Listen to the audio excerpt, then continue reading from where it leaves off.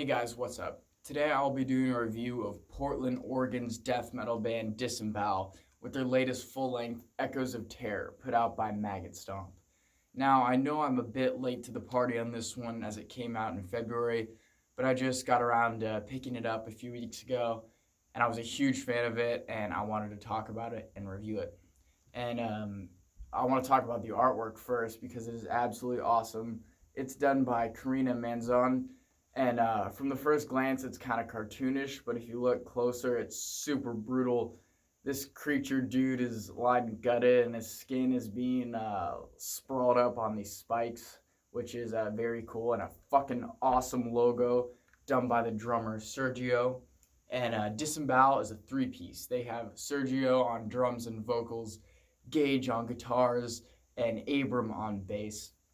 And Disembowel is one of those bands that just adds to the already awesome legendary pile of Pacific Northwest bands. And Disembowel has a really cool take on death metal. It's very stripped down and it is straight out of the early American style of 90s death metal, but it also still has its own character. This is one of those things where if someone told me, hey dude, check out this lost gem from 1991, this band was from Florida and no one ever heard of them, I would have totally believed it because this sounds straight out of the 90s, but also Disembowel is able to have their own character with things like unique vocals or songwriting, and that really highlights them and doesn't make them just an old school worship band, although they do sound, in a good way, very similar to a lot of the 90s bands, especially the Florida scene. While this may not be as complex or intricate as Florida bands like Morbid Angel or Deicide, it really has that stripped down, but also still very American and Florida style of death metal. Massacre comes to mind when listening to this a lot because the riffs are very straightforward, but they're super heavy and pack a punch. Everything's pretty much made up of tremolo picking and power chords, which I know makes up the bulk of death metal, but it's done in a very old-fashioned, formulaic, and straightforward way. This album starts off with the song Putrefied Remains, which really captures the whole atmosphere and the essence of the album on that first track. Disembowel kind of gives you a preview of what's to come on the rest of the album. Each song, some songs are pretty long. I think the title track is somewhere between 6 or 7 minutes, but most songs clock in at the 3 to 4 minute mark. And they just have a lot of riffs. Even for the songs that aren't that long, like 3 or 4 minutes, the riffs are just non-stop. And that's what I love about Disembowel. If you like riffs that you can get into and headbang to, make sure to check this out. Disembowel is also able to capture a little bit of that autopsy vibe, which when I was doing some research on this, I heard a lot of people say that about Disembowel, and I went in kind of expecting to hear some really doomy parts, which I didn't hear at first, but listening to this again, there's not much doom on here like there is autopsy, but they really do kind of capture that like mid to later era of autopsy, like kind of in the late 2000s when they re-upped the band and did some releases like that style of autopsy they really nail, which is awesome. um, and yeah, and like I said, in the first song, they kind of showcase what this whole album is about. Not to mention, they have some super catchy riffs on here that will stay in your head long after the disc ends. Songs like Sadistic Pleasure and Chuff Beyond Recognition just have really simple but chugging, chromatic style riffing, which is really cool to hear.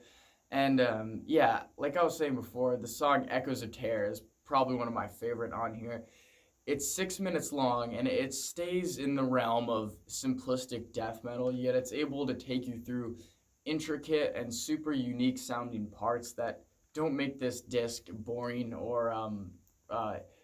boring or mundane at any point, which I think is a big highlight for a band that is kind of taking that old school style of American death metal. The one negative thing I do have to say about this album, I was talking about it's super consistent, but I think it is a bit too consistent.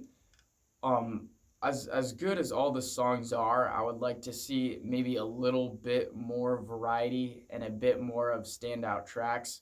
Disembowel is still a young band, and I don't know if this is the sound they want or what's gonna come next. But I just think a few really slow parts or really fast parts would do this album a lot of good. It is all pretty mid-tempo throughout.